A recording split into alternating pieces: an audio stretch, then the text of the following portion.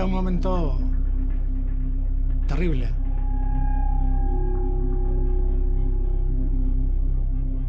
ETA prácticamente mataba cada semana y muchos de ellos eran socialistas. Entonces, en uno de sus virajes ideológicos se establece lo que ellos llaman la socialización del sufrimiento, es decir, que el sufrimiento no solo afecte a unos colectivos, sino que afecte a todos.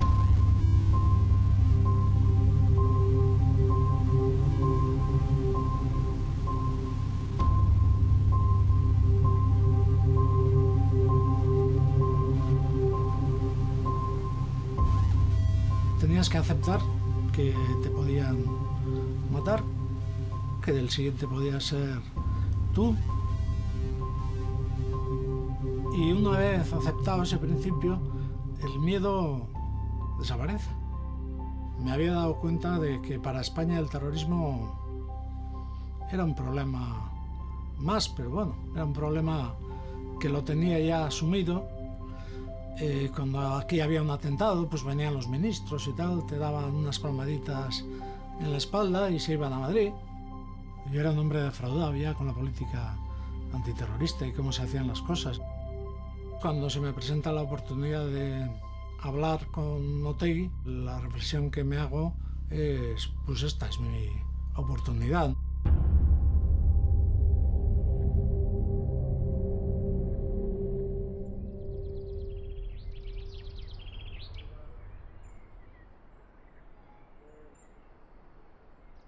Pues yo creo que conocí a Jesús cuando ambos éramos parlamentarios en el Parlamento Vasco, ¿no?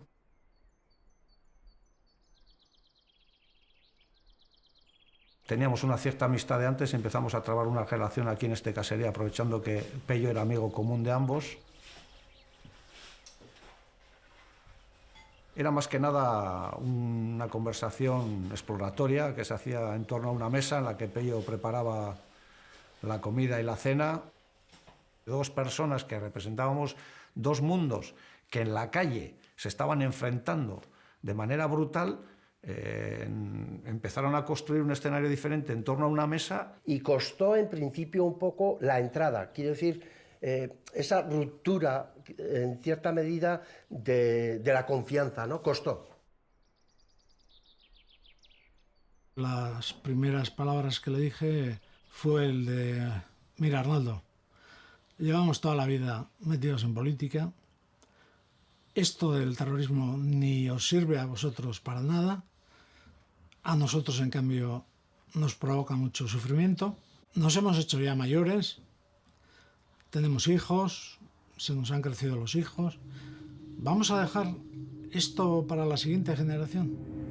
Nosotros heredamos una situación de conflicto en el país. Cuando yo cumplo 18 años, ETA ya lleva 18 años actuando en el país, la represión está presente en las calles del país y sí que creo que nuestra generación sí tenía un poco la idea en la cabeza de que esta era una situación que nuestros hijos e hijas no debían heredar. Pero a la ejecutiva y al partido y tal no informábamos nosotros, ni tampoco informaba Arnaldo Otegi a los suyos.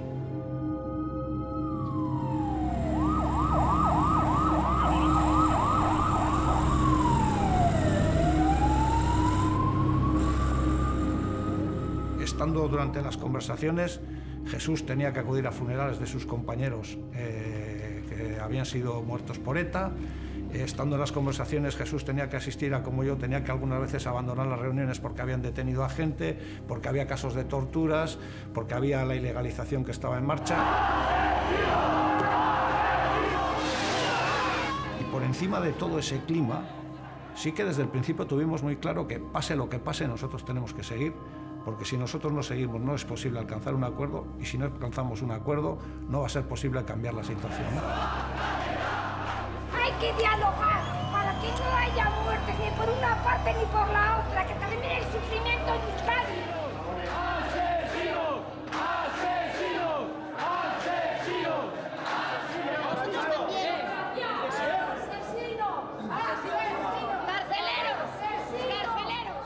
Pero aunque parezca mentira, Arnaldo Otegi y los suyos, supongo, no eran conscientes de que nosotros éramos víctimas y que cuando nos mataban a un militante o mataban a un guardia civil o mataban a uno del PP, eso producía un disgusto y un trauma y un sufrimiento terrible. No, yo creo que no era consciente. Yo en cierta forma también me pasó lo mismo. Yo empecé a comprender también, porque hasta entonces te daba igual lo que le pasara al mundo del nacionalismo radical, ¿no? Pero ahí me empecé a dar cuenta que efectivamente ellos vivían también un conflicto muy importante, que tenían unos 1000 presos, eso implicaba a 1000 familias, bueno, y toda la historia anterior de las torturas que habían sufrido. En definitiva, me di cuenta de que frente a quienes negaban que existía un conflicto, me di cuenta que existía un conflicto de los gordos, de los gordos. Y yo creo que entre Jesús y yo hubo empatía desde el primer momento. Es decir, Jesús y yo nunca hemos hablado del sufrimiento. No lo necesitamos. Ya sabemos lo que pensamos uno del otro y lo que pensamos, digamos, de lo que piensa uno con respecto al sufrimiento del otro, ¿no? Y yo creo que ese ejercicio lo que hizo fue personalizar en dos personas el sufrimiento de dos partes.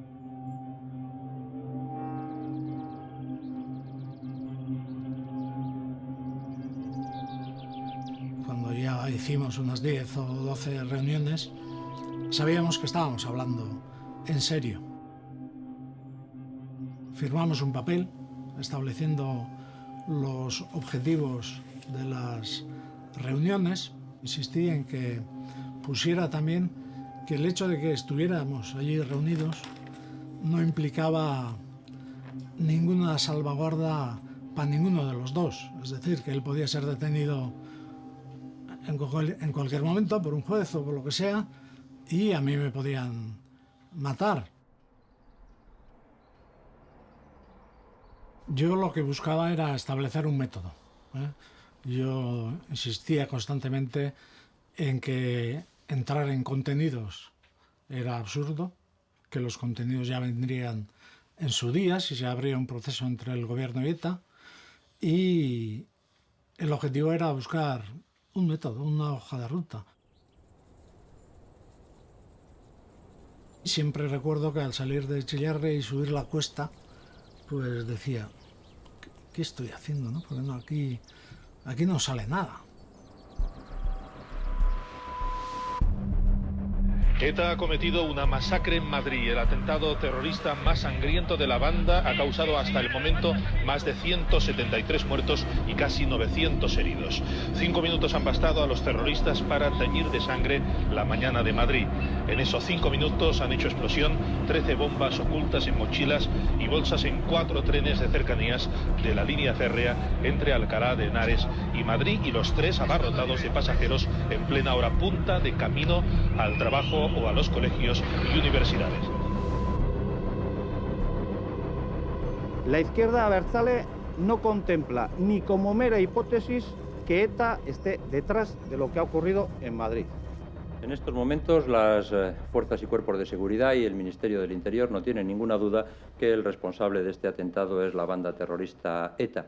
Y también estamos asistiendo a un proceso de intoxicación que ha iniciado el señor Otegi de manera miserable para desviar la atención. El shock fue tan brutal, también en el pueblo vasco, en el País Vasco, que eso también formó parte de una reflexión a posteriori que hizo todo el mundo, ¿no? Difícilmente se podía entender que acciones de este tipo, ¿no?, podrían contribuir a construir una humanidad mejor. Pero sí quiero reseñar también una cosa, y es que estas sí pueden ser denominadas como acciones totalmente indiscriminadas, que buscan el mayor daño posible, que buscan víctimas civiles. Los atentados del 11M tuvieron una repercusión tremenda en el País Vasco, curiosamente. Un país acostumbrado al terrorismo. Una vez que te aparece como competidor el yihadismo terrorista, pues el otro terrorismo se contamina, ¿no? La participación ha sido masiva, se acercará finalmente, según las previsiones, al 80% del censo electoral. Buenas noches, cuéntanos novedades. Sí tenemos novedades porque tenemos ya el 83,04% de los votos escrutados. El Partido Socialista con el 43,03% de los votos.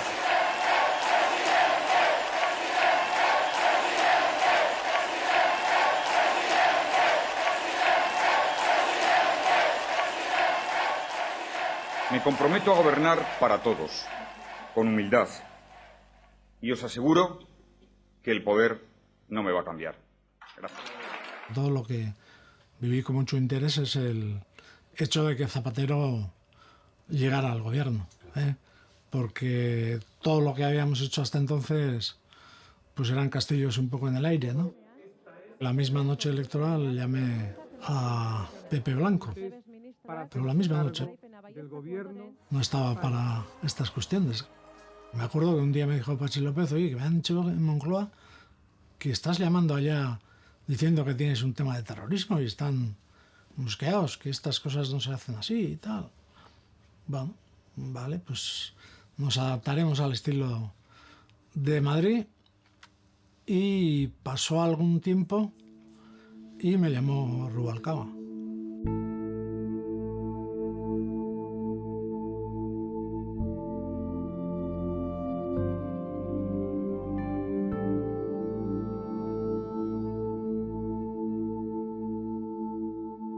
Jesús Eguiguren nos contó que había estado reuniéndose con Otegi en algún sitio de Guipúzcoa durante unos cuantos años. Nosotros no sabíamos eso. Es más, hoy puedo decir, si lo hubiéramos sabido, esas reuniones no se hubieran celebrado, porque no tenían sentido, pero se celebraron. Jesús lo contó y nos transmitió la voluntad de Batasuna y de ETA de iniciar un diálogo. Pues es verdad que había un punto de desconfianza real, porque Jesús había estado hablando con Otegi sin decir nada.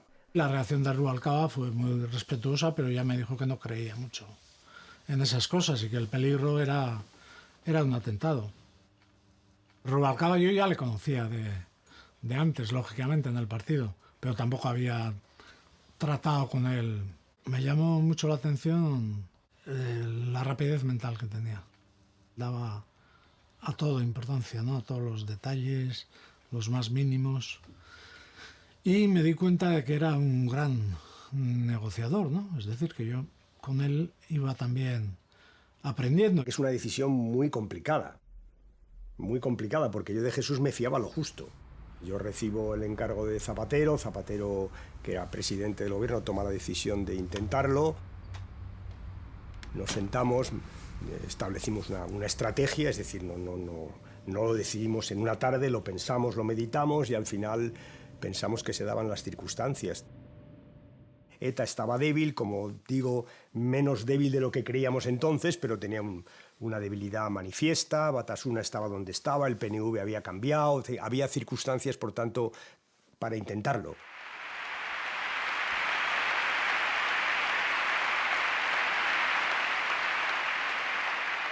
Hacer la paz significa sacar el conflicto político y armado de las calles y llevarlo a la mesa de negociación. Hacer la paz significa, además, buscar la alianza de nuestros adversarios y llegar incluso al final a buscar la complicidad de nuestros enemigos. Para nosotros y nosotras fue muy importante el acto de Anoeta porque se da una especie de corte con lo que ha sido una trayectoria de entender que los problemas políticos de este país los van a resolver una organización armada y un Estado. Y nosotros ahí lo que hacemos es dar un salto y decir, no, los problemas políticos de este país se tienen que resolver entre las formaciones políticas, los movimientos sindicales, los movimientos populares del país, ¿no? Arnaldo Otegi ha hecho un discurso por la paz, por abrir una etapa política distinta en Euskadi. ¿En qué momento yo veo a Eguiguren la primera vez? Creo que es en verano del 2004. Que efectivamente es cuando me traslada una carta de la dirección de ETA para el presidente del gobierno pidiéndole establecer un diálogo y a partir de ese momento pues mantuvimos un conjunto de reuniones para ver cómo organizábamos ese diálogo. Nosotros abríamos las cartas. La carta que mandaba ETA antes de llegar al gobierno lo veíamos nosotros y así Arnaldo me podía decir a mí en qué tono convendría que respondiera el gobierno. Y yo a él le podía decir en qué tono convenía que respondiera ETA. Y la tercera carta ya, ETA daba una cita en Ginebra para un día concreto y a la vez proponía que hiciera de intermediario la Fundación Henri Dunant. My job is to be a mediator of armed conflict. You are a service to the parties to the conflict. You built up, if in the armed group in particular, you built up a constituency which believes in the struggle, which has lost lives, which has destroyed lives. And suddenly now you're going to talk about peace. It's a massive shift, and it's risky. So for the government, and it's very true in this case, the idea of talking to terrorists, talking to the armed group which has caused such suffering in their view, is equally risky.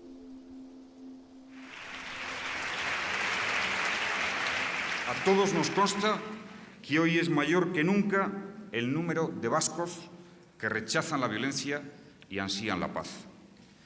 ETA solo tiene un destino: disolverse y deponer las armas. Como presidente del Gobierno, tengo el deber de trabajar para lograr ese fin. El pacto obliga cuando se está en el Gobierno y también cuando se está en la oposición. El fundamento de Ajuria Enea es el pacto político más completo que han hecho los demócratas para acabar con ETA. Es que con ETA se hablaba del final de la violencia, pero no de política. Del final de la violencia, de cómo dejaban las armas, de qué pasaba con los presos, de cómo se verificaba el final de la violencia. Eso es lo que se podía hablar con ETA una vez que ETA hubiera manifestado clara y nítidamente que estaba dispuesto a acabar con la violencia. El pacto no permite pactar con los terroristas. Yo estoy de acuerdo. Usted, por el contrario, busca una negociación con ellos. El pacto ni siquiera permite negociar con quien pacte con los terroristas. Yo estoy de acuerdo. Usted, por el contrario, busca un acuerdo para negociar con los terroristas. El pacto rechaza cualquier precio por la paz. Yo estoy de acuerdo. Usted, por el contrario, está dispuesto a que paguemos un precio por lo que nos han robado. Señorías, hoy reitero ante la Cámara que el fin de la violencia no tiene precio político, pero la política puede contribuir al fin de la violencia.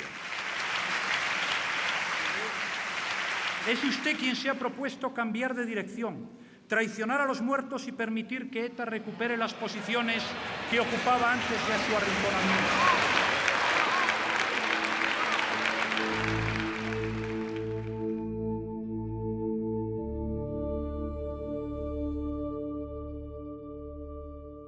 Nos equivocamos.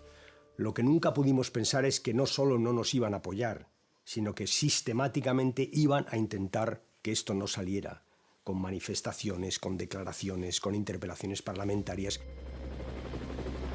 Tras la primera pancarta con el lema "Por ellos, por todos, negociación en mi nombre no", la marcha contraria a la resolución aprobada en el Congreso para negociar con ETA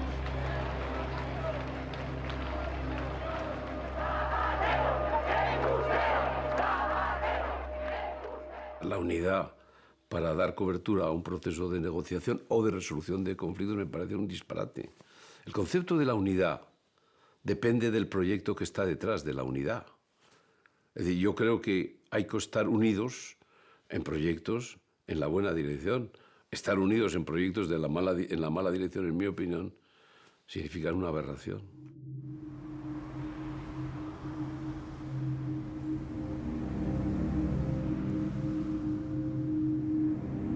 Yo tenía 19 años, era un chaval, había salido de la academia de la Guardia Civil 2 meses antes. Nos montamos en un microbús, 16 guardias civiles, y al llegar a la Plaza República Argentina, de pronto colores, amarillo, rojo, negro, y bueno, pues un vacío tremendo, se me perforan los tímpanos de la explosión, o sea, se me quema el pelo. Estás en el filo de la navaja y en ese momento yo caí del lado de la vida. Kenneth Brown, que fue un ciudadano americano que era comercial de la empresa Johnson & Johnson y estaba haciendo footing y que yacía en mitad de la Plaza República Argentina, la bomba lo había desplazado 20-30 metros, yacía en un charco de sangre, al final falleció Para mí fue muy importante de que el año pasado, 30 años después, viniera su viuda y, perdone que me emocione, pero fue para mí cerrar un círculo importante. De que fue el primer coche bomba que ETA explota. Quizá fue un poco como, pues bueno, pues como una prueba que hizo ETA, porque desgraciadamente un año después en la Plaza República Dominicana asesina a 12 compañeros míos ya perfeccionados esos coches bombas.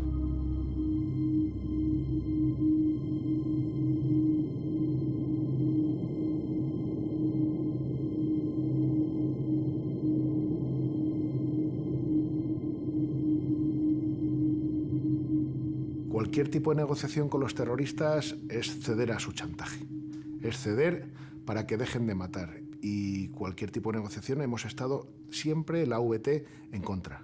Siempre hemos estado en contra de esas negociaciones porque era buscar algo, o sea, es cederles algo que no tenemos por qué cederles los ciudadanos. O sea, en democracia no se les puede dar, o sea, a un pederasta no se le puede dar un premio por dejar de violar niños, a un terrorista no se le pueden dar premios por dejar de asesinar. Seguí con mucho interés ese proceso de apertura que se estaba generando y de hecho estaba en Anoeta cuando Arnaldo Otegi con un ramo de olivo presentó la propuesta de paz. Yo estaba allí. Yo me hice una composición del lugar, un análisis que no era real, pero que a mí me pareció en ese momento que podía ser, en el que vi que el presidente Zapatero comenzaba a cuestionar lo que no se podía cuestionar, que era la memoria de la violencia terrible del franquismo. Realmente creí que era una buena oportunidad. Y le dije, oye, tengo que irme a Suiza, tengo una reunión con ETA. ¿Qué me aconsejas? ¿Qué debo hacer? Le dije, ten en cuenta que te vas a encontrar unos interlocutores que van a desconfiar de ti, que van a pensar probablemente que tú estás participando en una maniobra conspiratoria para buscar otros objetivos que no sean el acuerdo. Sé tú mismo, sé sincero, plantea las cosas con claridad.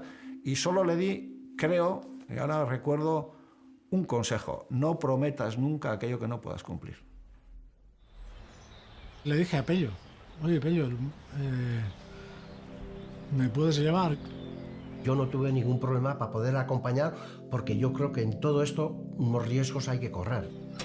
O sea, creo que era vital el que se celebrara esa primera reunión sin saber el resultado final de lo que iba a ocurrir ahí.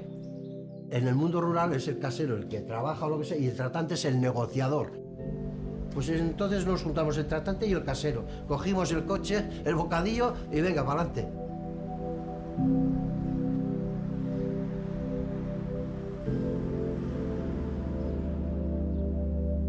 Preguntamos en recepción a ver si alguien había preguntado por mí y nos dijeron que no. Yo tenía el teléfono del centro Henri Dunant y les llamé y les dije, oye, que aquí no ha aparecido nadie. Tenía temor de que pasara, de que aquello saliera mal. Tenía todo tipo de temores, ¿no? de que Jesús tuviera un disgusto. Me llevaron a un hotel, me subieron a un salón, abrieron la puerta, entré y me dijo el de Henri Dunant, aquí George, refiriéndose a Urruticoechea, y aquí Miguel, refiriéndose a mí. Nos dimos la mano, nos saludamos en euskera, Urruticoechea o Josu Ternera, y yo ya nos conocíamos. ¿Qué ventaja tenía Josu Ternera? Que sabía lo que era un parlamento, que sabía las reglas del juego, de la democracia, había estado dentro de esas reglas del juego. Le podían gustar más o menos, se las querría saltar o no, pero las conocía. George, as it became clear to us very quickly, had extremely well-developed, articulated ideas about the process.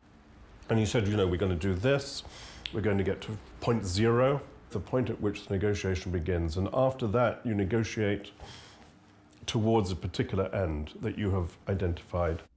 In the case of the Spanish side, my first impression was of a man who was a bit anxious, rather eccentric, not exuding focus and energy and drive, but with massive hidden reserves of emotion and intellect. Josu Ternera había sido dirigente durante muchos años, se le atribuía al menos el ser dirigente, pues en los años en que se empezaron a poner coches bomba contra cuarteles de la Guardia Civil y contra determinados edificios. Es decir, que en su día se le presentó como el terrorista más cruel. Jesús tenía una cierta prevención, que me la expuso en muchas ocasiones, ¿no? Que fue, oye, yo no me voy a encontrar allí con una delegación que sea absolutamente irracional y que eche por tierra todo lo que hemos hecho y tal. Entonces, cuando me dijo que había estado con él, yo me alegré, por dos razones. Una, porque Jesús ya le conocía de antes, sus hijos son de parecida edad, y yo creo que eso contribuyó a que Jesús estuviera, digamos, instalado más cómodamente en ese espacio de conversaciones. Hablé yo el primero y le dije que veníamos a negociar en serio. Él respondió en el mismo tono y me dijo que ya como primer gesto habían decidido no atentar contra los políticos, ¿no? Y entonces le contesté, ahórrate el gesto porque para mí es tan importante un guardia civil que un político. Quedamos en que nos reuníamos a las mañanas y a la tarde lo tomábamos libre para preparar cada uno por su parte la reunión del día siguiente. Las primeras reuniones fueron una especie de psicoanálisis sobre el pasado del País Vasco, ¿no? Yo creo que empezaríamos con los romanos para acabar con la Constitución española o algo así. Él explicaba su visión de un pueblo oprimido y perseguido, toda la historia. Yo di mi otra versión de la historia del País Vasco, la versión liberal. Qué mejor con una banda terrorista como ETA que empezar por la historia de Euskadi, para que cada uno ponga la historia en su justo término. Y Jesús se la conocía muchísimo mejor que su interlocutor, muchísimo mejor. O sea que esa primera batalla la ganamos 10-0.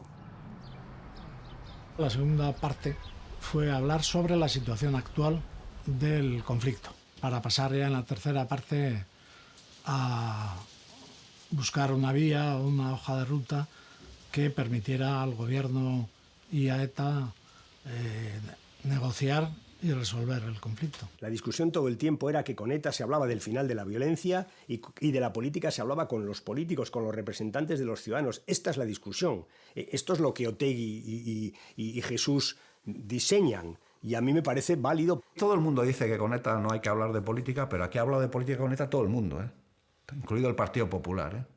Porque yo fui parte también de las conversaciones que en su día se mantuvo con el Gobierno Popular, en las que estuvo presente una delegación enviada por el señor Aznar, en la que hablamos de la autodeterminación del País Vasco, hablamos de Navarra y de todas esas cosas. Yo lo que traté de decirles, sé totalmente firme y sé totalmente, estate totalmente determinado y hazlo con contundencia, diciendo, mientras esto no exista una tregua, no va a ser posible continuar con esto. Rubalcaba siempre me decía, vuelve echando de allá. No quería que estuviera mucho tiempo porque pensaba que se iba a descubrir la negociación. Pero yo fui con la idea de hablar de lo que hubiera que hablar hasta conseguir lo que quería conseguir, ¿no? El coche bomba ha estallado en el parking exterior del Estadio de la Peineta, en el barrio de San Blas. La explosión ha ocurrido cuando la policía ya había acordonado la zona. No ha habido heridos y tan solo han resultado afectados los vehículos cercanos. Me llamó Rubalcaba y me dijo que me volviera a España, que habían puesto una bomba y que no se podía seguir hablando. Entonces le dije a Rubalcaba, pues exagerando un poco, que ETA había quedado en que en la reunión siguiente iba a explicar qué había pasado con lo de la Peineta y por tanto tenía que quedarme para escuchar esa explicación, ¿no? Dieron una explicación así un poco ambigua, como diciendo que son atentados que están preparados muy de antemano y que por tanto no tenían nada que ver con las conversaciones. Seguimos negociando. A medida que avanzaban las reuniones, pues empezamos a hablar de nuestra vida, ¿no? Yo evitaba meter temas conflictivos en las conversaciones. No recuerdo haber hablado mucho de las víctimas, aunque lógicamente los tenía en el recuerdo. Avanzando ya más, pues ya llegamos a un grado de complicidad también. La Henri Dunant estaba absolutamente asombrado. The human factor is crucial. It's people with their seizing of opportunities or missing them who make things happen. Josu Urtikoetxea lo que insistió mucho es que él no era el jefe de ETA, que era un interlocutor en nombre de ETA y que la policía española en toda la historia de ETA no había conseguido enterarse de cómo era la dirección de ETA, que era una dirección impar, colectiva. Desde los finales de los años 90 se había adoptado una estrategia que era que no podíamos ir eliminando el último de los escalones de ETA, que es el escalón operativo, el escalón de los comandos. Nuestra idea era que había que llegar a las estructuras, a los mandos intermedios y a través de ellos, si era posible, a los dirigentes de la banda.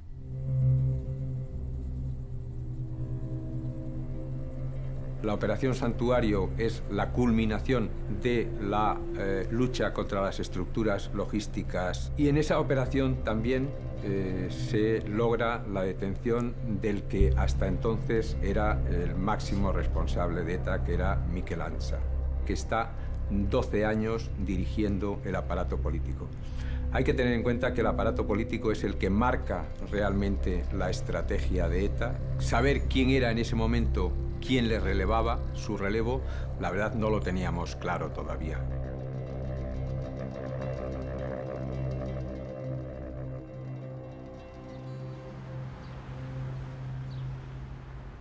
Yo ya daba por hecho cerrado el acuerdo, estaba encantado de la vida y ETA planteó un tema. Hubo mucha discusión sobre qué adjetivo ponerle a la tregua, ¿no? Y yo quería una tregua permanente, porque era el término que había utilizado el IRA en Irlanda, y ellos no querían permanente. Y entonces ese tema lo negociamos en euskera, porque en euskera resulta que no era incompatible, indefinido y permanente, era la misma palabra. Y al final aceptaron la tregua permanente, sí. Eguiguren, after all, was not an official of the central government. So he was kind of slightly disposable, if you like, if it didn't go well.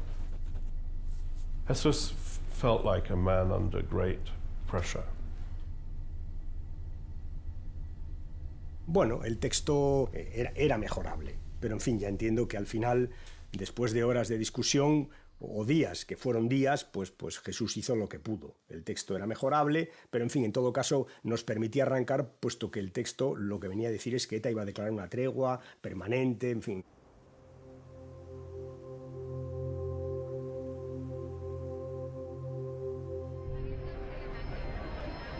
No sé si era posible explicar la marcha de la negociación al público. Y posiblemente, aunque se hubiera explicado, se hubiera montado el mismo escándalo, porque una vez que se supo que había conversaciones, pues surgieron, como ocurre en toda negociación, pues hay dos partes que se acercan y dos extremos que se alejan.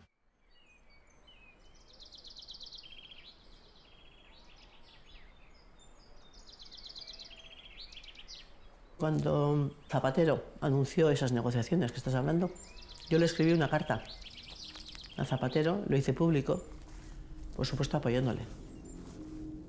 Juan Mari era una persona muy abierta, de por naturaleza bonachón, hablaba con todo el mundo, no tenía ningún complejo para hablar con unos y con otros.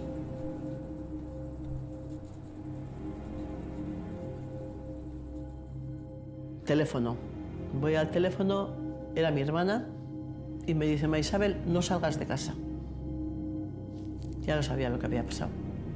Ya intuí que algo había pasado. Todavía parece ser que estaba vivo, pero luego ya al rato me avisaron que había muerto. Y nada, pues me dejaron verle Y la verdad es que en el aspecto parecía como si estuviese dormido, porque no se le notaba nada, tenía la cabeza vendada y además intuí como que tenía una sonrisa, ¿no? Una sonrisa de victoria, de decir, me han matado, pero no sé cómo deciros. Intuyo que esto va a servir para algo, ¿no? Pienso que a Juan Mari le mataron precisamente porque era uno de esos hombres que intentaba hacer puentes entre distintos para, de alguna forma, conseguir aquí la paz. Fui en un avión de los servicios secretos de Noruega, en el que íbamos yo y Ternera, salimos de Ginebra, fuimos en el mismo avión a Oslo. Llevaba yo un ABC que ponía enfrentamiento entre Josu Ternera y Cherokee. Y le dije a Josu, ¿qué me cuentas de esto? ¿Estáis enfrentados o qué? Y me dijo, no sé ni quién es Cherokee. Cherokee era el jefe del aparato militar desde el año 2003. Tenía un cierto carisma para su gente, porque era el encargado de contactar y dar instrucciones de último momento a los comandos. De él hemos intervenido muchas comunicaciones en las operaciones que hemos realizado y siempre tenía la frase de que había que poner muertos sobre la mesa, preferentemente uniformados. Del ambiente ese eufórico que se dio en Ginebra cambió radicalmente en Oslo, ¿no? La sorpresa fue que planteó muchas pegas al texto de Suiza. Quería hacer muchos cambios. Todo el problema se resumía en una cuestión. Nosotros en Ginebra habíamos acordado, más o menos en términos, yo creo que no estaba en el acuerdo, pero bueno, que durante el proceso de negociación no se producirían detenciones. Recuerdo que decíamos pues levantar el acelerador, ¿no?, en ese tema. Y él estuvo ya con los abogados y tal, al ratificar el papel, pues se dio cuenta de que no estaba asegurada la no detención de la gente, ni de los interlocutores, ni de los miembros de ETA. Y yo decía que no había forma de dar más garantías en ese sentido, ¿no? Nosotros aprendimos en la tregua del 98 y del 99 una cosa que yo nunca olvidé, y es que mientras que había tregua, ETA llenó España de comandos. Es decir, que ETA, como un ejército, que es lo que ella se creía, ETA siempre se creyó que era un ejército, utilizó las negociaciones de paz para prepararse para la guerra. Nunca bajamos la guardia. Por eso lo he explicado una y otra vez. Yo les dije a las fuerzas de seguridad, oye, tienen que sentir nuestro aliento en su cogote. Seguíamos desarticulando comandos, seguíamos tratando de captar información. O sea, no había ningún cambio entre que la organización estuviera en tregua o no. Para nosotros eso era indiferente. Una cosa eran las negociaciones que se llevaban a cabo a nivel político y otra cosa es la actividad policial que tiene que seguir su desarrollo normal.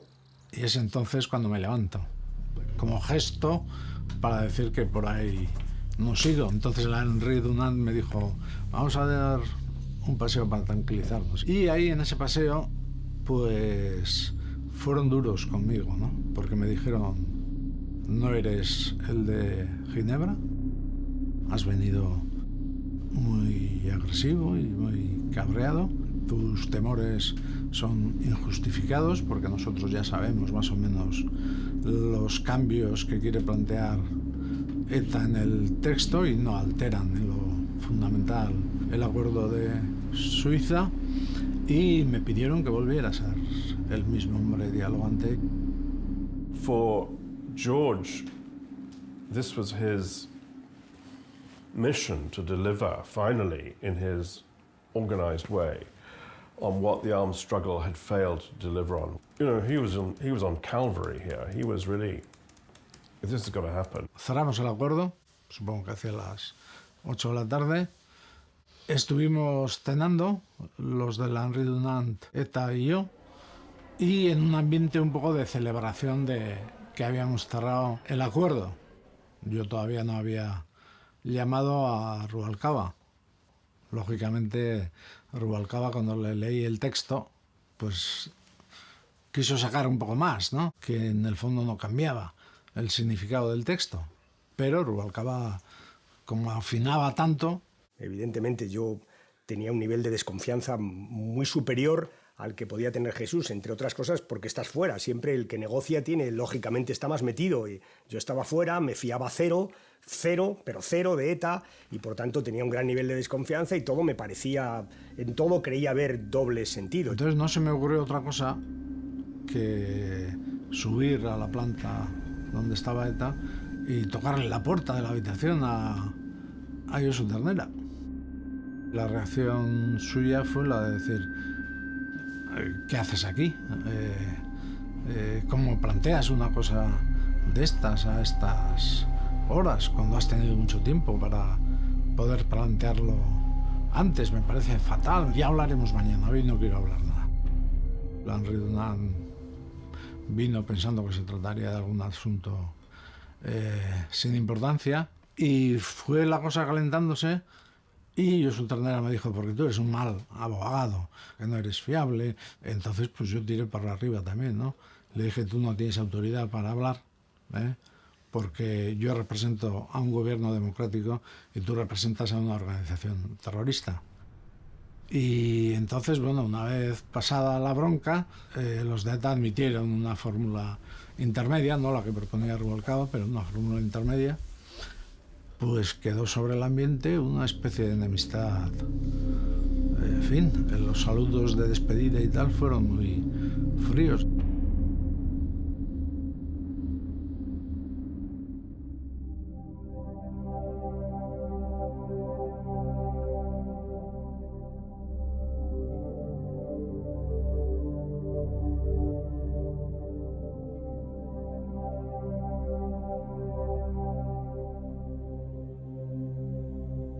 ETA then went into consultations for a very long time.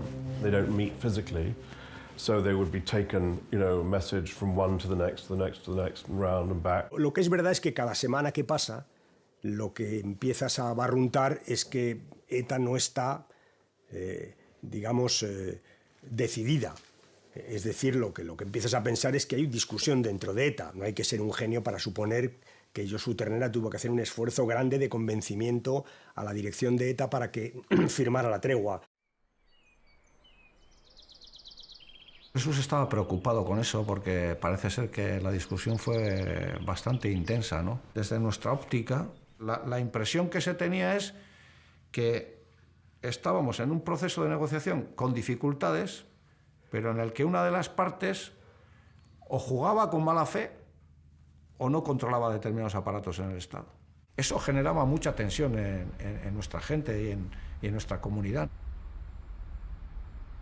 ETA exigía al gobierno que cesaran las actuaciones judiciales. Y el gobierno le decía: pero oiga, que es que el Poder Judicial es independiente. A mí no me cuenten, ustedes son el gobierno y ustedes tienen la responsabilidad. Pues mire, no podemos. No es que hubiera una acción preordenada a boicotear el proceso de paz, sino que no se ocuparon de la acción de la propia inercia judicial. Ese es un error para mí importante, porque nos enfrentábamos a una organización que en el 90% estaba judicializada. Lo que aparece en el mundo político es la posibilidad de que ETA declare una tregua y de que el gobierno esté dispuesto a intentar lo que hizo el señor Aznar, que es dialogar con ETA. Es evidente. Estamos en circunstancias que me permiten tener la convicción de que puede empezar el principio del fin. Y a partir de ahí la oposición crece. Y efectivamente, ¿cómo crece? Pues crece en el Parlamento y crece en la calle.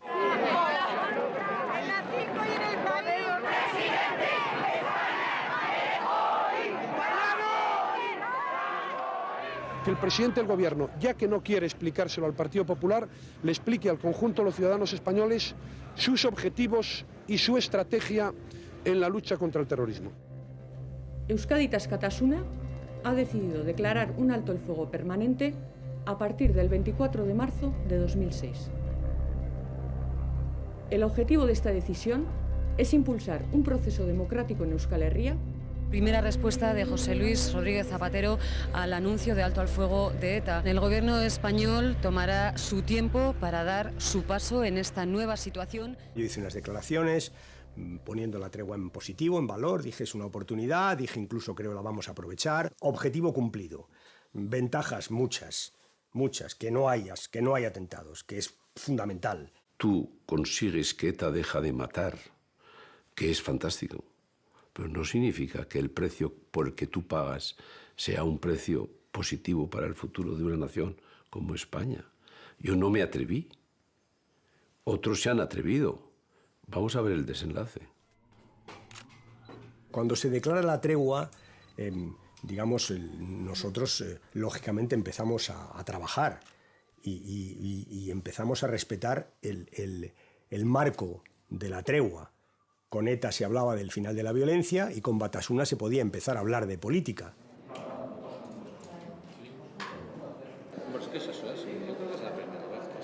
Hicimos lo que teníamos que hacer. Aquello nos costó, sobre todo a Pachi y a Rodolfo, le costó un verdadero disgusto. Y las asociaciones de víctimas las que efectivamente llevan esto a los tribunales. El objetivo era terminar con lo que era una realidad absolutamente dramática para el conjunto de la sociedad vasca, con la existencia de una organización terrorista que decía actuar en nombre del pueblo vasco. Y por eso hemos animado siempre a gobiernos o a partidos que sustentaran los gobiernos a dialogar tanto con ETA como también con la izquierda abertzale. Ahora sí que estamos dialogando con ETA. A Javier Moscoso se incorpora y luego José Manuel Gómez Benítez. ETA dijo que no empezaban todavía a negociar, por tanto no empezaba a correr la hoja de ruta, porque el gobierno estaba incumpliendo los acuerdos y trajo una relación detallada de cuántos controles había habido, de cuántas detenciones había habido. Pero bueno, todas las explicaciones que dimos fueron inútiles, estaban cabreados, y insistió Josu Ternera en que trasladáramos al gobierno que estábamos jugando con fuego. Quiero anunciarles que el Gobierno va a iniciar un diálogo con ETA manteniendo el principio irrenunciable de que las cuestiones políticas solo se resuelven con los representantes legítimos de la voluntad popular. Les digo que el Gobierno respetará las decisiones de los ciudadanos vascos que adopten libremente y en ausencia de todo tipo de violencia y de coacción. Bien, esa declaración parece ser que había sido pactada para leerse solemnemente en el Parlamento español, sitio muy simbólico, pero el presidente Zapatero la leyó en un vestíbulo del Congreso. Entonces es cuando yo me doy cuenta de que nuestras organizaciones están intentando buscar una salida que no rompa con la Constitución. Pero si la salida no rompe con la Constitución, la existencia de nuestro pueblo no es reconocida, nuestro pueblo no tiene derecho a la autodeterminación y, por lo tanto, el conflicto vuelve a surgir. El diálogo no avanza y en septiembre se produce una reunión para intentar avanzar y ahí aparece Thierry.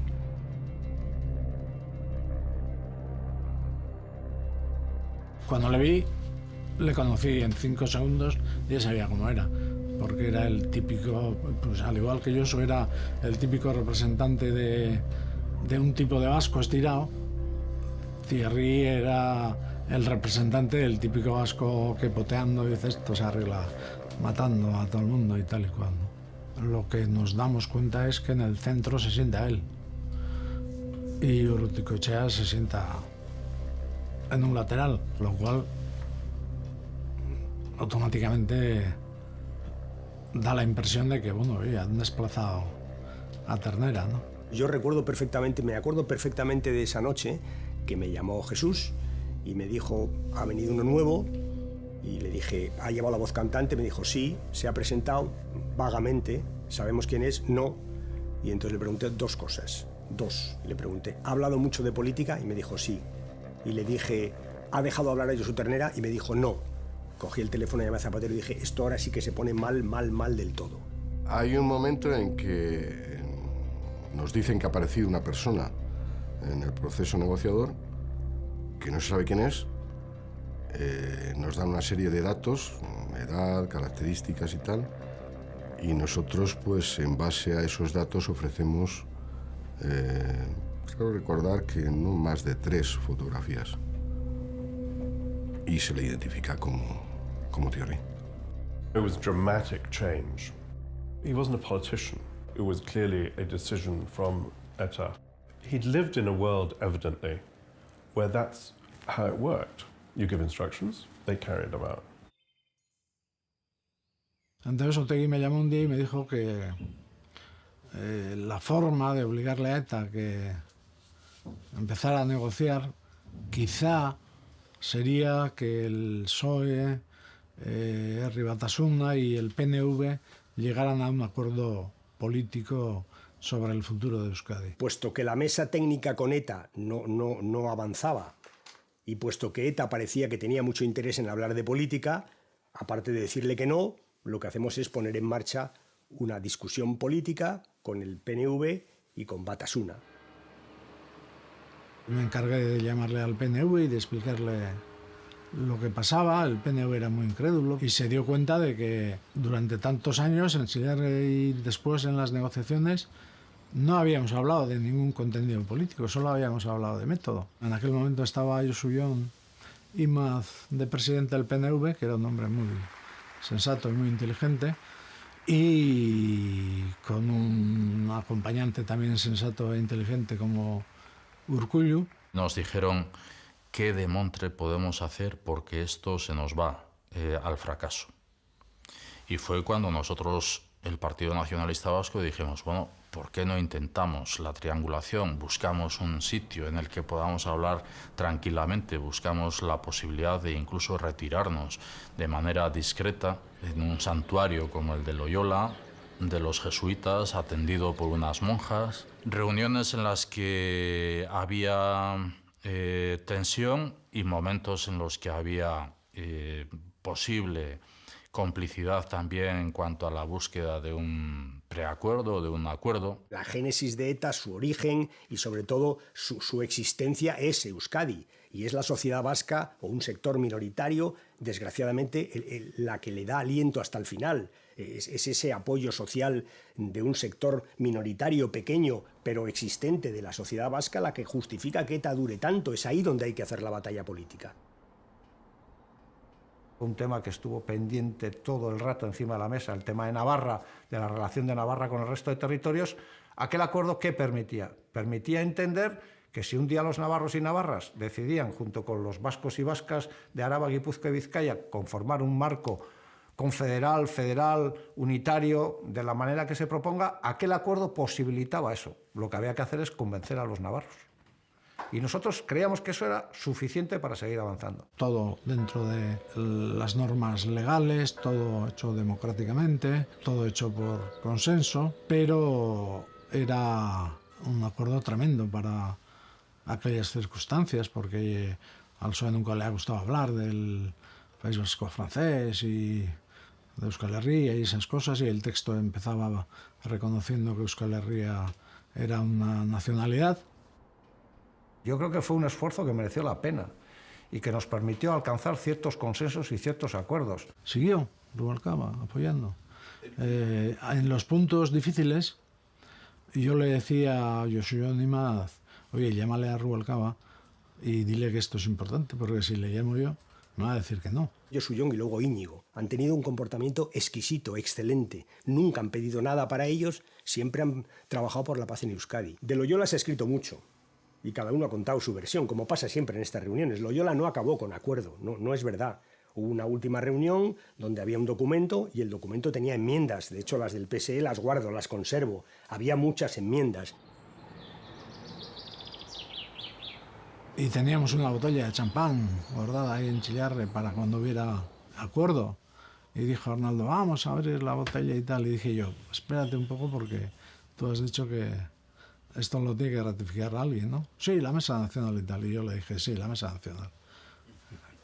Ya a estas alturas no nos vas a engañar. Tú vas a donde vas a a pedir el visto bueno del acuerdo. Por tanto, la botella de champán vamos a esperar un poquito. ETA tenía su posición con respecto a ese acuerdo y era una posición crítica con ese acuerdo. El problema no lo teníamos ahí, el problema lo teníamos en el seno de la izquierda abertzale, en la que había dos posiciones también. Y por lo tanto, a nosotros aquel acuerdo, si lo llegamos a suscribir, no nos hubiese generado un problema con ETA, nos hubiese generado un problema dentro de la izquierda abertzale, que era lo que queríamos evitar. Y Otegi cruza a Francia para pedirle a ETA el acuerdo para firmar, o el ok para firmar ese acuerdo, y ETA le dice que no.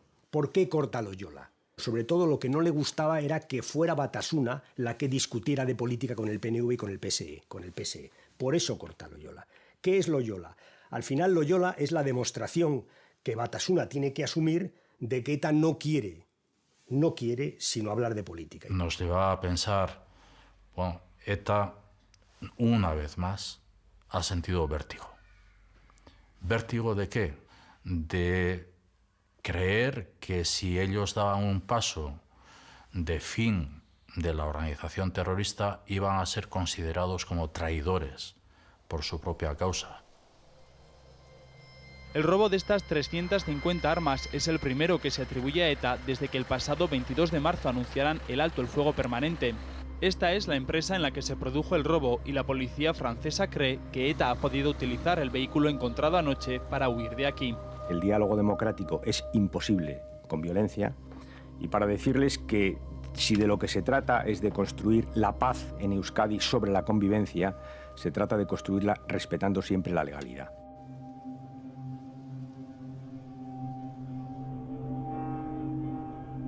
En Oslo nos encontramos con la sorpresa de que ya desaparece Josu Ternera y está ya de negociador Thierry, ¿no? Entonces Thierry pide tener una conversación conmigo para tratar del tema. Y nada, nos buscamos un restaurante que me acuerdo que vino el camarero y dijo españoles, porque estábamos hablando en castellano, claro. Vi que en la conversación actuaba como si no conociera la hoja de ruta pactada con Ternera. El planteamiento un poco de Thierry era, mira, esto, tanta Henri Dunant, tanta mesa, tanta reunión, esto lo arreglamos tú y yo en un par de horas, hombre. Y entonces me acuerdo que le dije, pero ¿tú tienes mando en plaza? Y me dijo, lo que yo diga va a misa, soy el jefe. Lo de Navarra también sacó. Y le decía, ¿y qué hacemos con la gente que está en contra de la incorporación si es mayoritario? Y hacía una expresión así, con las manos, que nunca entendí lo que quería decir, que era como excluirlos o echarlos. El restaurante cerró después de las comidas y tal, pero fuimos a un hotel, nos llevó el servicio secreto y seguimos también hablando. Yo no salía de mi asombro. Me dijo, si se rompe esta negociación, vamos a convertir a España en un Vietnam. Y expresiones de ese tipo, ¿no?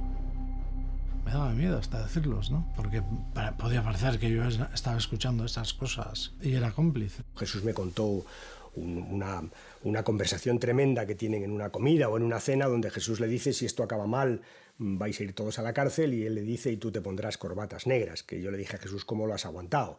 ¿Cómo no te has levantado y le has dicho, se acabó? I thought it was really tough on Jesus. I'm not sure he felt it was tough. I mean, Jesus is much stronger character than one thinks. And, you know, he just rolled with it and fuck off, really. Technically, as a mediator, it was a fascinating moment because you went from night to day or day to night in the changes of that leadership.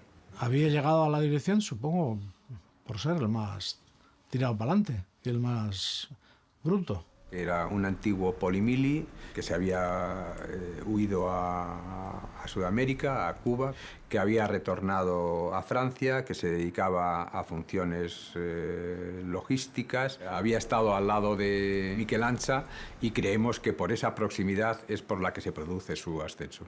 Otra vez empezó diciéndome, quiero que me pongas con el presidente del gobierno. Quiero hablar con el presidente del gobierno. Joder, ¿cómo te voy a poner yo con el presidente del gobierno, hombre? ¿Cómo va a hablar contigo con el presidente del gobierno? Me da igual quiero hablar con el presidente del gobierno y convencerle. Tal.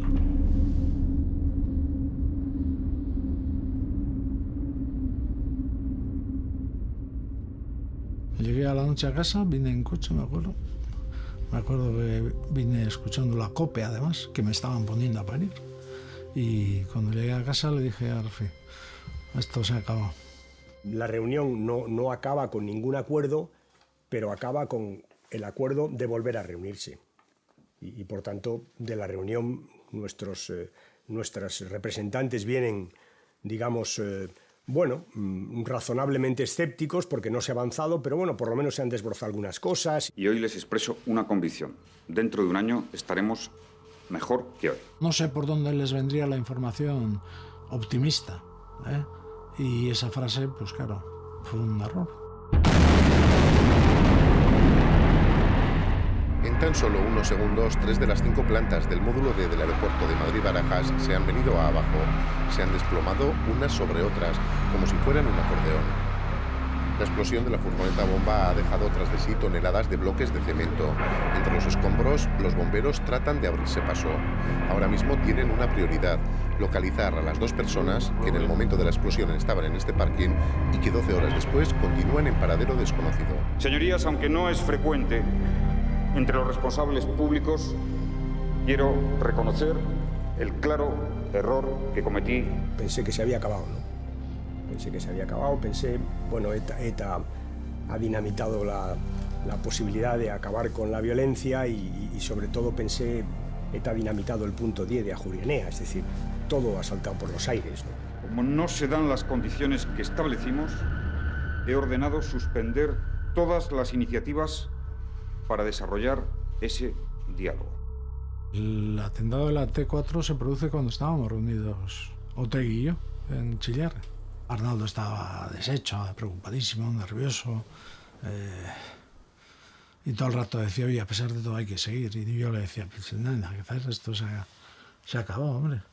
Quizá algún día empecemos otra, pero no, esto es la primera parte del partido. Ganaremos la segunda, decía, porque de ahora en adelante vamos a cambiar de actitud y no sé qué. O sea que desde el momento del atentado, Arnaldo estaba decidido ya a hacer lo que hizo después, ¿eh? Me informaron que había muerto 2, entonces ya se hundió más todavía porque tenía la esperanza de que no hubiera muertos. Y yo recuerdo que estuvimos aquí, precisamente en este caserío, esa mañana, frente a lo que era una catástrofe, en términos humanos, con la muerte de 2 inmigrantes ecuatorianos. Y uno tenía la impresión de que había levantado un castillo en el que se estaba generando una cierta confianza, que habíamos tardado años en hacerlo, que estábamos en la misma dirección y de repente una buena mañana el castillo salta por los aires. El proceso de solución al conflicto político vasco no está roto. Lo ocurrido hoy en Madrid, si se confirmara la autoría de ETA, no nos retrotrae de ninguna manera a un escenario anterior al 24 de marzo. Al día siguiente recuerdo que vi una foto que nunca he olvidado, ¿no? Que es una foto que están en el ascensor, la puerta no se ha cerrado todavía, los máximos responsables de Batasuna, estaba Otegi, yo creo que estaba Johnny Gorizelaya, me parece que estaba Permach, creo que Rufi, Echeverría, sí. Me parece que estaban todos ellos, y cuando vi las caras dije, bueno, es evidente que ETA ha empezado a romper con Batasuna. Y nosotros esa misma mañana damos una rueda de prensa en la que exigimos a ETA que vuelva al estado de la tregua y que entienda que no puede haber un proceso con atentados.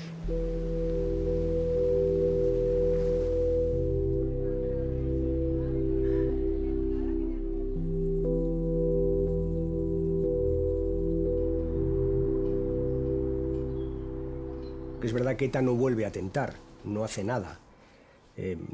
La policía y la Guardia Civil sí, de hecho recuerdo que por ese tiempo, debió ser febrero o marzo, febrero se desarticula el Comando Guipúzcoa. Las 8 personas detenidas han sido trasladadas hoy a dependencias de la Guardia Civil de Madrid.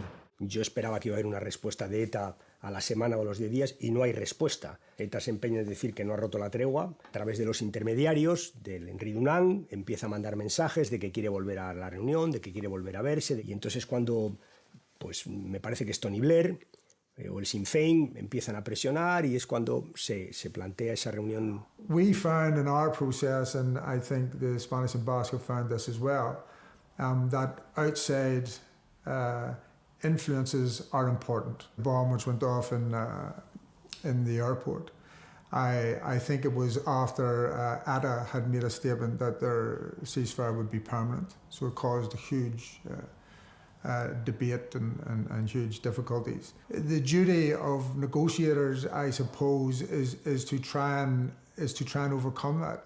In other words, they have to be able to stand above the emotion, so they know themselves that the goal is much bigger than the tragedy that has happened. Rubalcaba made it quite clear that from his perspective, the peace process was finished.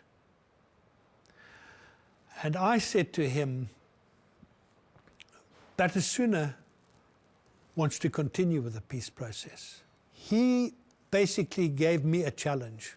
He said to me, if you can persuade Batasuna to make a statement against violence, and if you can persuade Batasuna in turn to persuade ETA that they need to declare an end, not only a ceasefire, but an end to their armed struggle, we will engage on the political issues with the Abd Salah left.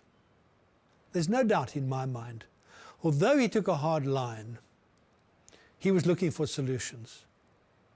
Esta sí que es una decisión difícil, es mucho más difícil que la de empezar en el 2004, muchísimo más difícil, mucho más difícil. ETA no había hecho nada, seguía técnicamente en tregua. Y para todo gobierno que ETA no atente, yo creo que es una obligación intentarlo. Intentar que la tregua se prolongara. Esto era importante. Pidieron que tuviéramos reuniones ETA-Gobierno y a la vez reuniones Batasuna-PSOE. Es decir, era en teoría un esquema para cerrarlo o romper. Yo quería a toda costa que si se rompía como creía que se iba a romper definitivamente, se hiciera de forma que todo el mundo viera que era ETA la que no cedía. En resumen, corrimos un riesgo enorme, fuimos a no ceder.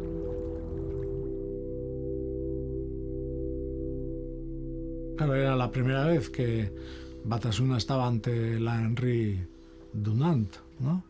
Fueron todos con corbatas y todo elegantes para dar una imagen de gente civilizada y tal, pero no trajeron ninguna propuesta nueva. Dijeron, en 2 años Euskadi y Navarra tienen que ser una comunidad autónoma y tienen que tener el derecho de autodeterminación.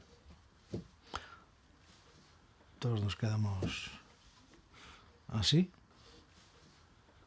Me acuerdo que me levanté, fui a la pizarra y hice el esquema de cómo, partiendo de la situación legal actual, a través de reformas en Navarra, reformas en Euskadi, etcétera, se podía llegar a una comunidad compartida.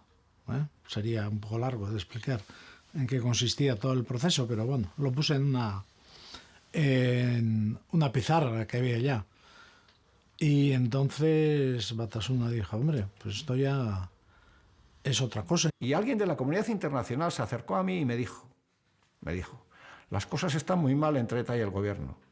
¿Qué opinas o qué opinión tienes sobre la propuesta que acaba de hacer Eguiguren? Y yo le dije, si el Partido Socialista hace esa propuesta, nosotros la firmamos. Me dijo, independientemente de lo que ocurra en la otra mesa, independientemente de lo que ocurra en esta mesa. Aceptamos que hiciera la propuesta, pero la propuesta que hicieron tampoco valía. Supongo que lo hicieron de acuerdo con ETA, porque seguían insistiendo en el plazo de los 2 años. Había que saltarse la democracia y había que saltarse todo, por tanto, es que no nos dejaron ni la más mínima esperanza de poder decirles algo, ¿no? I thought Batasuna was, trying hard, but could not make an impression on ETA. Hablé con Otegi mucho, le dije, oye, ¿pero qué pasa? Ahora todo esto lo vamos a romper. Y no le vi en disposición a hablar, vamos. Se volvió en un hombre duro allá. What's so true about peacemaking is that the most difficult element of it is for the leaders at that table to say to their base, we're going to stop this war now. And I think Otegui, very conscious of that fate had handed him quite a difficult role.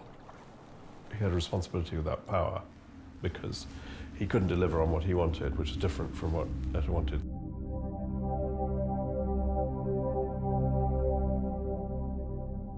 El ambiente era desastroso. Y yo creo que todo el mundo era consciente de que estábamos frente a una catástrofe otra vez. Era un ambiente de funeral, prácticamente, ¿no? Hicimos el viaje de vuelta en tren. Rufi Echeverría, que es militante histórico de la izquierda independentista, que estuvo conmigo en esa delegación. Que yo recuerdo cuando pasamos por París, Rufi Echeverría me hizo un comentario y me dijo: no vamos a volver a tener una oportunidad como esta. Empezamos a pensar en que las cosas tenían que hacerse de otra manera. ETA vuelve a equivocarse. He realizado todos los esfuerzos posibles para alcanzar la paz y abrir un marco de convivencia para todos. ETA siempre había presumido de que no mentía, de que avisaba, y entonces en plena tregua, al poner la bomba, eso fue un revulsivo tremendo en el mundo de Batasuna y sobre todo en los presos antiguos. Los que habían pasado muchos años de cárcel eran los más molestos porque te había roto una regla de oro para ETA, ¿no?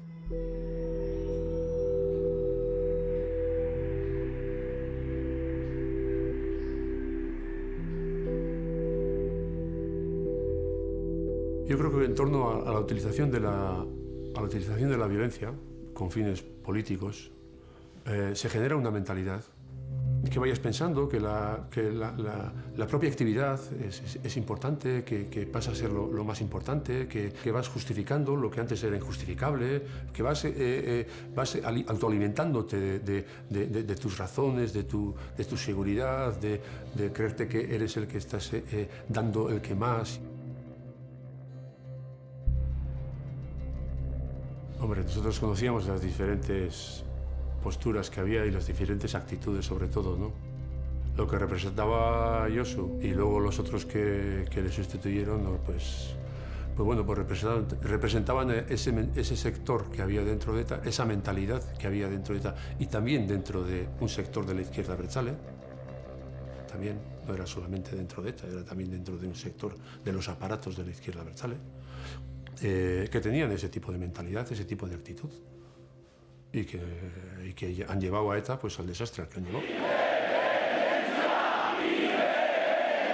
Yo entrego un escrito, 2 copias, le entrego ese escrito a un amigo mío con el que ya empieza a tener grandes diferencias políticas.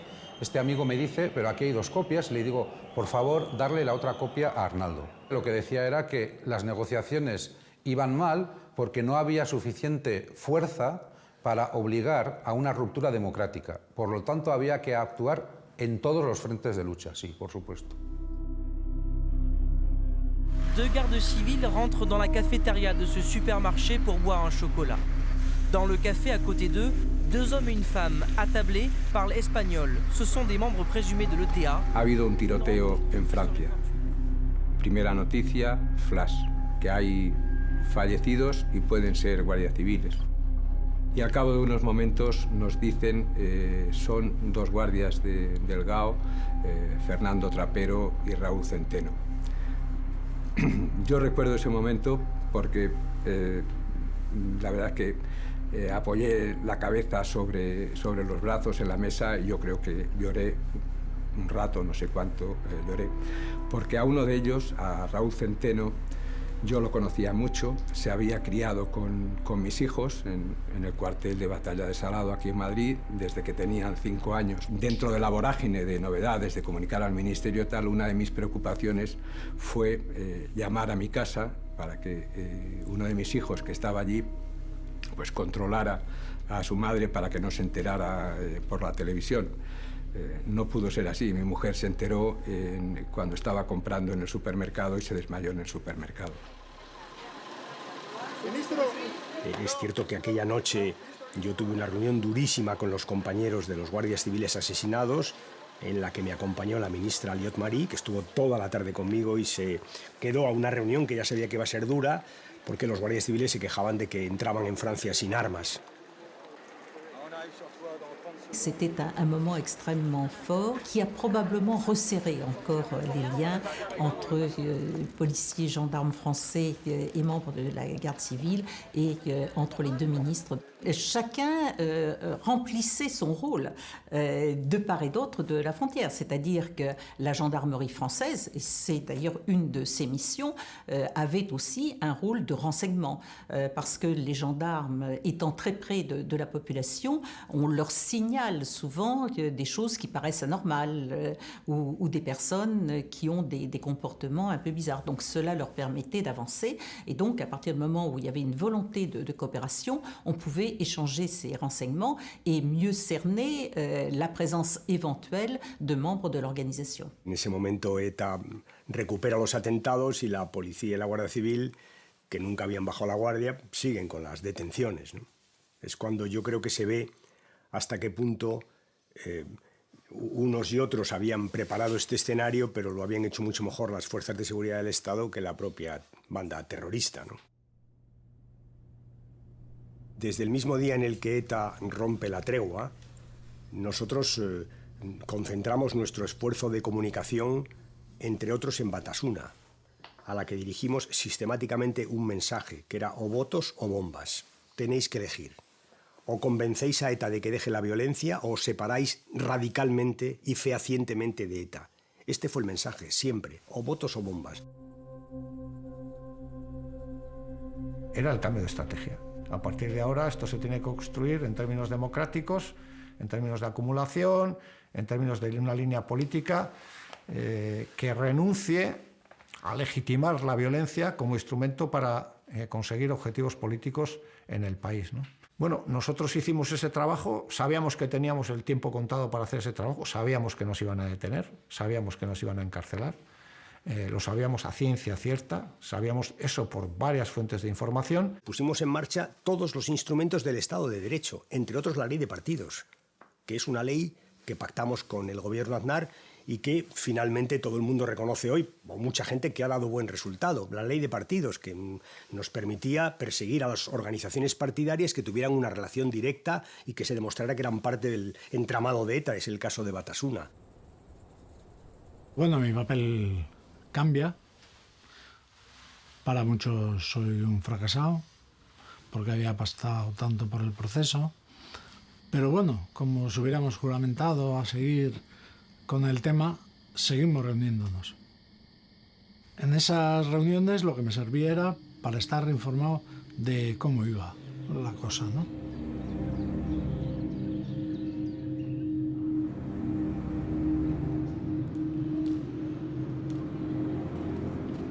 Isaías Carrasco era un militante de Mondragón, un hombre muy abierto, muy afable, que andaba mucho en la calle. Era una presa fácil porque no tenía escolta ni tenía nada, trabajaba en la autopista y mi relación con él era básicamente a través de mi mujer, ¿no? que era de Mondragón. A mí me avisa del asesinato de Isaías Carrasco la mujer de Jesús Eguiguren. Me llama Rafi y me dice acaban de matar a Isaías. Me llega la noticia por la mujer porque estaba allí, antes que por la policía o por la Guardia Civil. Por tanto, es evidente que es un asesinato, yo no sé si dirigido, pero tiene toda la pinta. Tiene toda la pinta de que es una suerte de venganza de la banda terrorista contra el Partido Socialista y en particular contra el entorno de Jesús Eguiguren. A mí me llamó también Porque ella estaba en el lugar, claro. O sea que, en fin, se dieron todas las circunstancias para que fuera mayor el trauma. Nosotros estábamos muy endurecidos en aquella época con el tema de los atentados. Es decir, que cuando se producía un atentado no nos poníamos a llorar, sino nos poníamos cómo se lo decimos a la familia, cómo organizamos el funeral. Es decir, que suplíamos la pena del atentado organizando, que eso es el papel más terrible, y luego ya acompañarle a la familia en todo el tiempo, ¿no? Yo solamente he llorado una vez por los atentados, que fue en 1984, cuando mataron a Enrique Gesas. No he vuelto a llorar en la vida con un atentado.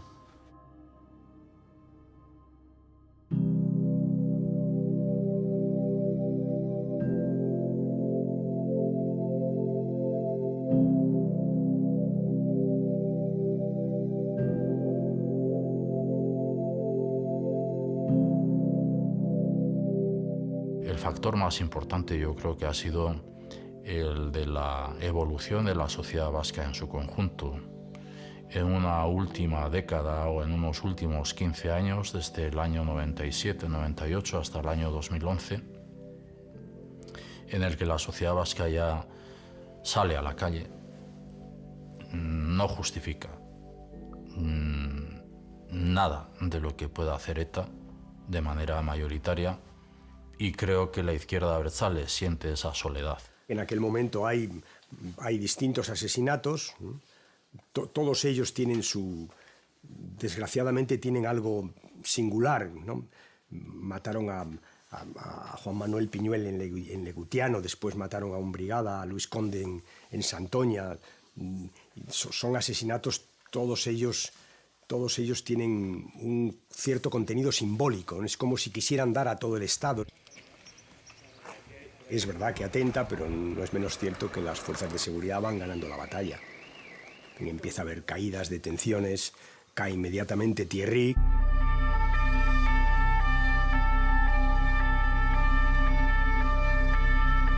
De càrrega de profit de fer declaracions i renolls la situació d'excepció que hi ha on vas al seu mare exigir que van querer Euskal Herria eskatuta! Euskal Herria eskatuta! Libertat pour le pays basque!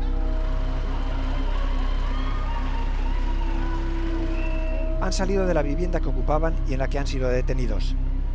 Los han sacado cubiertos con mantas y los arrestados han opuesto resistencia al ser.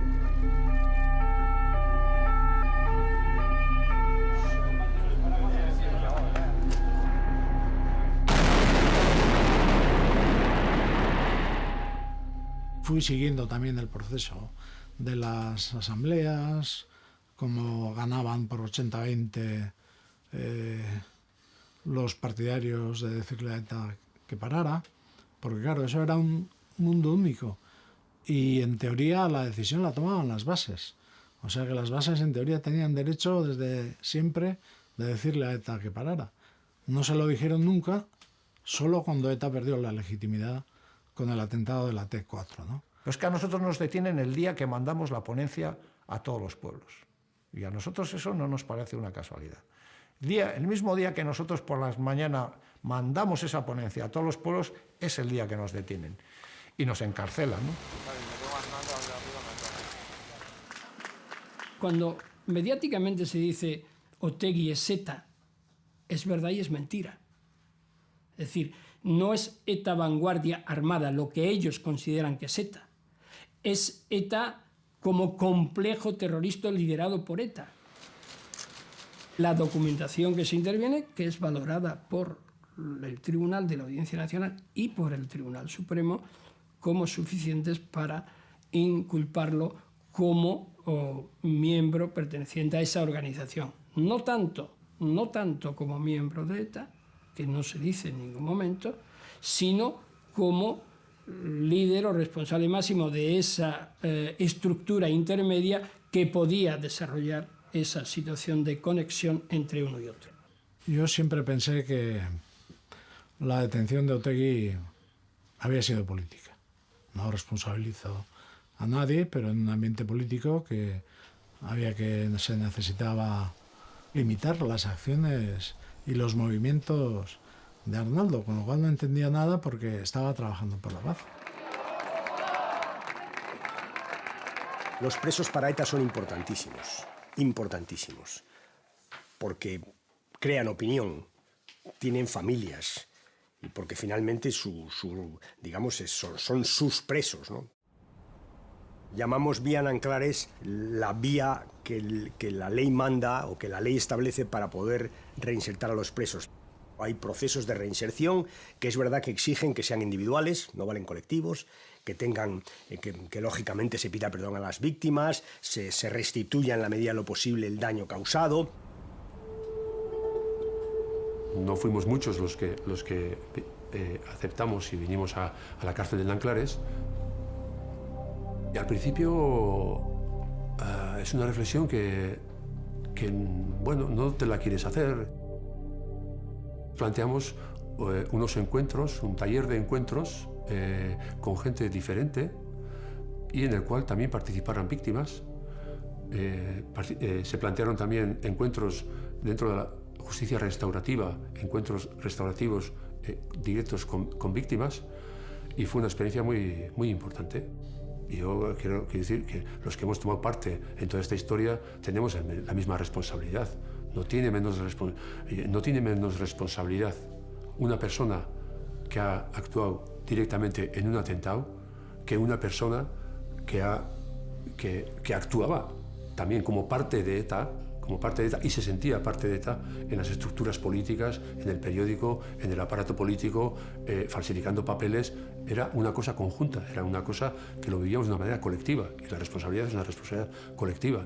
Algunos nos planteamos aquello como una continuidad de nuestra propia militancia. Llevábamos tiempo planteando que la lucha armada se tenía que terminar, que había que hacer este tipo de reflexiones, y en Nanclares tuvimos la oportunidad de juntarnos varios así y decir, pues nosotros vamos a continuar.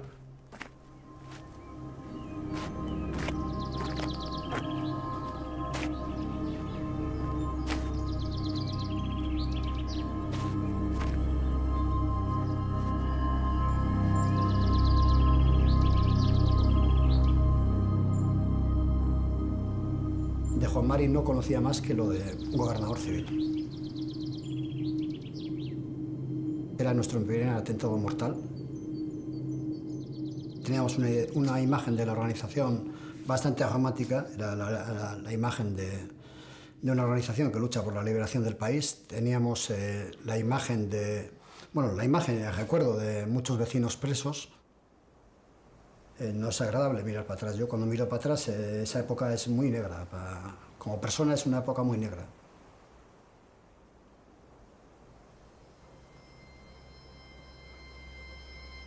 El proceso yo lo viví en la cárcel, lo viví en la cárcel de Badajoz y evidentemente lo viví con ilusión. Se vivió con mucha ilusión, sí, en la cárcel.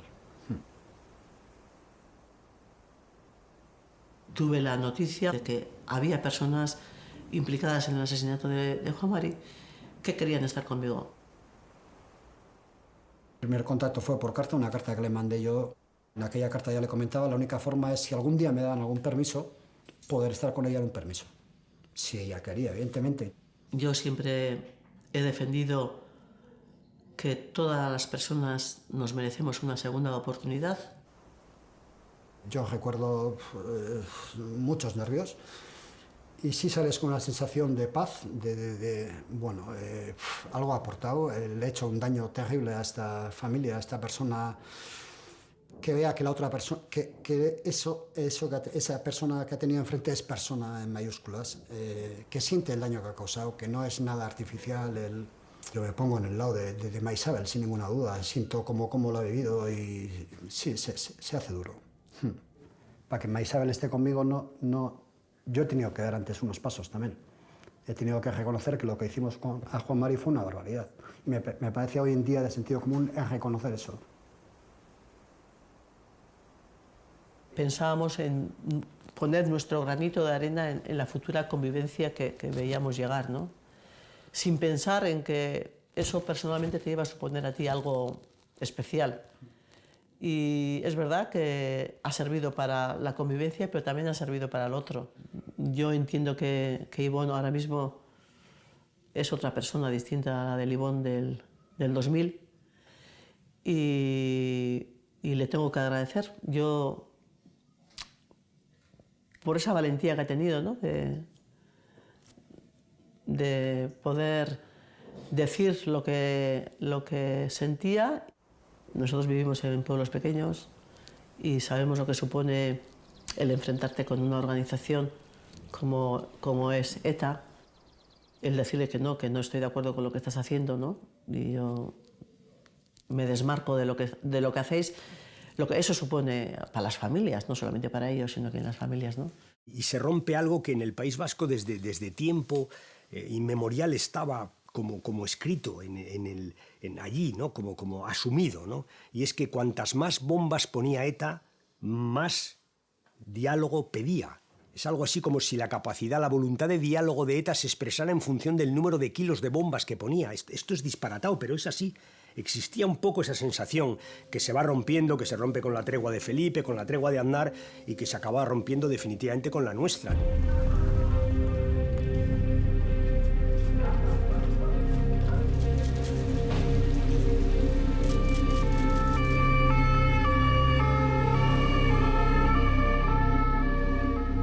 Yo de lo que estoy muy orgulloso es de la labor preventiva que se hizo.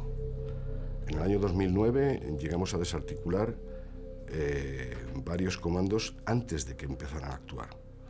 Eso quizás mediáticamente no es muy llamativo, pero policialmente para un policía es lo que más satisfacción te pueda causar, el detener a alguien de una organización terrorista antes de que empiece a actuar. Si no hubiera habido un guardia civil a las 10 de la noche, un 10 de enero, a 6 grados bajo cero, en una carretera comarcal de Zamora, que para una furgoneta porque lleva una luz rota, seguramente nos hubiera costado años en descubrir que ETA había desplazado una parte de su aparato logístico desde Francia hasta Portugal.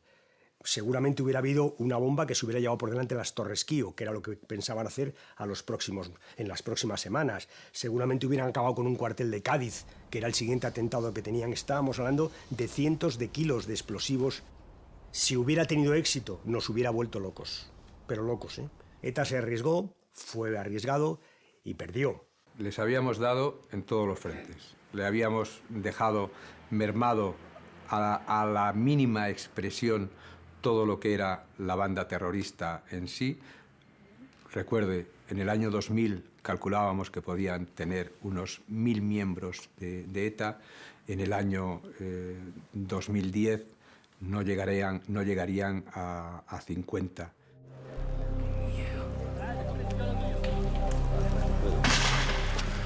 ETA en el año 2009, en Burgos, donde pone un coche bomba, hace estallar, no un coche, era una furgoneta bomba en una residencia de la Guardia Civil, donde había decenas de personas durmiendo. Es decir, lo normal, que hubiera habido decenas de muertos, lo normal.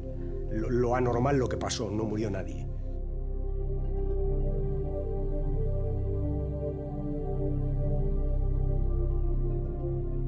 Y luego los dos guardias civiles que mueren a los pocos días en Palma de Mallorca, Diego Salvá y Carlos Saez de Tejada, que son los dos últimos muertos en España. El último es un gendarme en Francia. Estos dos mueren con un coche bomba que también tenía unas características singulares. Era que habían puesto la bomba meses antes de hacerla estallar. ¿Dónde voy? Es decir, que ETA había sofisticado sus medios de actuación. En definitiva, los estertores de ETA pudieron haber sido terribles.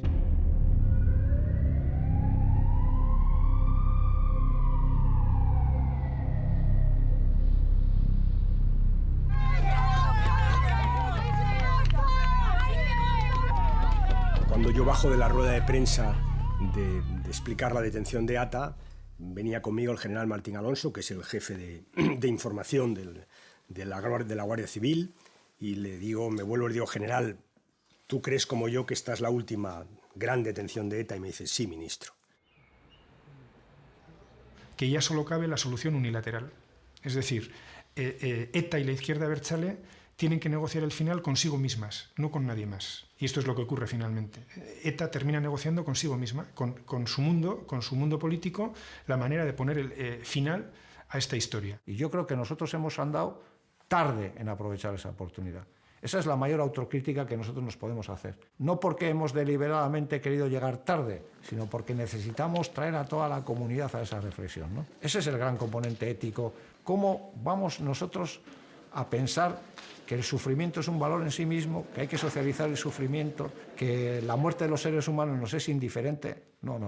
Eso no ha pasado nunca en nuestra historia. Otra cosa es que hayamos necesitado tiempo y que hayamos llegado tarde, ¿no? Yo siempre he pensado que en el cambio paulatino de Batasuna que se va produciendo no hay ningún atisbo de crítica moral. Es decir, al final Batasuna no cambia porque reflexiona sobre la inmoralidad de matar a la gente que no piensa como tú. Batasuna cambia porque no tiene más remedio que cambiar. Porque la policía, la Guardia Civil, los jueces, los servicios de inteligencia le hacen cambiar. Esta es la realidad. International Group for Dialogue and Peace in the Basque Country, so at least you have some idea as to what we consciously went about doing was to get as many Nobel Peace Laureates with sort of international respect and recognition for making peace to endorse the Brussels Declaration. And the thinking at the time was that ETA, if ETA were to make a commitment to a permanent ceasefire to the international community, it may hold longer and better than a commitment than ETA makes to the Spanish government.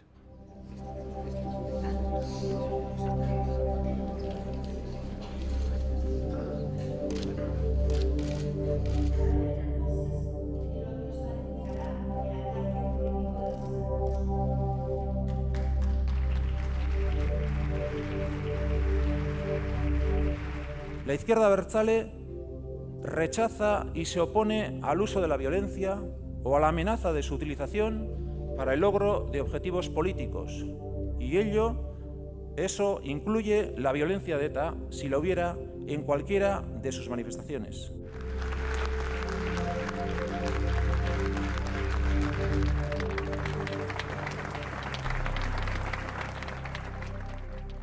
Yo creo que nadie ha derrotado a ETA todavía, a fecha de hoy.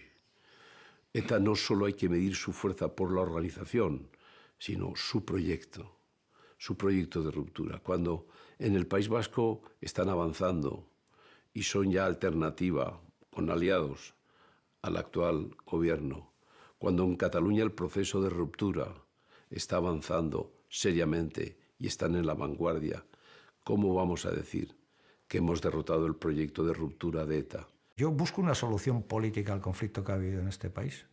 Y hay quien busca soluciones de otro tipo, que son las de ganadores y perdedores. Entonces, yo no condeno las acciones armadas de ETA, no las he condenado porque esa ha sido mi posición política y hemos pagado duramente por ello. Pero esa es la misma posición que Gerry Adams mantuvo con respecto a las acciones del Ejército Republicano Irlandés y es la misma posición que Nelson Mandela mantuvo en su día con respecto a las acciones del Congreso Nacional Africano. ¿Por qué? Porque es una posición política. Y en segundo lugar, pues se ha hecho una palabra fetiche de eso. Es decir, nosotros hemos hecho algo mucho más importante que condenar. Hemos resuelto una parte del problema. Hemos sacado de la ecuación política vasca la violencia armada, que es lo más importante, condenar. O sacar de la vida política la ecuación de la lucha armada. A día de hoy, la reflexión que yo hago a día de hoy sobre la utilización de la lucha armada, pues es que era algo injusto. Que la vida de cualquiera de esas personas era tan importante como la que nosotros pretendíamos defender. Cuando la izquierda abertzale se ha puesto de acuerdo consigo misma sobre el final, llega Aiete, que es una escenificación en la que colaboran el resto de partidos políticos y también instituciones a poner esa escenificación al final. Pusimos todos los huevos en una cesta. Pusimos todos los huevos en una cesta de que esa declaración de Aiete pudiera tener una consecuencia de una declaración unilateral de alto el fuego definitivo por parte de ETA.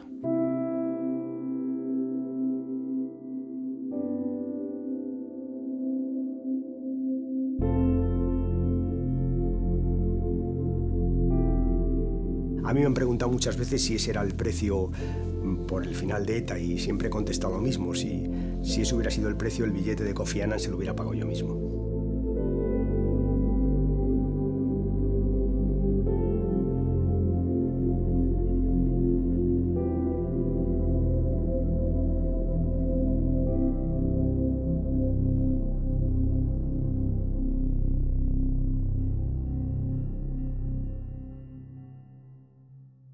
ETA ha decidido el cese definitivo de su actividad armada. ETA hace un llamamiento a los gobiernos de España y Francia para abrir... Creo que es el mejor final. El mejor final. Cualquier otro final podría haber sido eso, un final con escisiones, un final con ruptura. Y eso hubiera acabado también con ETA, pero probablemente hubiera tenido todavía algunos coletazos de violencia. Yo creo que el mejor final es que ETA reconociera el final. Para la gente ha acabado el terrorismo. Pero para las víctimas no, para las víctimas sigue estando presente cada mañana, cada tarde y cada noche porque siguen teniendo a sus seres queridos enterrados. Por tanto, no hay que olvidarles nunca y además por ellos hay que construir un relato de verdad de lo que pasó en Euskadi. Lo que pasó es que la democracia ganó y ETA perdió. Sentí frío, me puse como enfermo, es decir, no tuve un momento de euforia y de qué bien y tal, sino más bien todos los problemas que había reprimido en esos años anteriores y supongo también toda la vida con el terrorismo presente, pues en ese momento debieron aparecer, porque yo de hecho me puse prácticamente enfermo. Yo me iba a la cama a la noche pensando en alguna víctima y me levantaba a la mañana pensando en alguna víctima, es decir, que el pasado se me hizo presente. Somos un poco escépticos a ese fin de ETA. Mientras no entreguen las armas, mientras no colaboren con la justicia y mientras no se desenmascaren a los más de 300 casos de asesinatos que hay sin resolver, creemos que ETA, por supuesto, no está derrotada.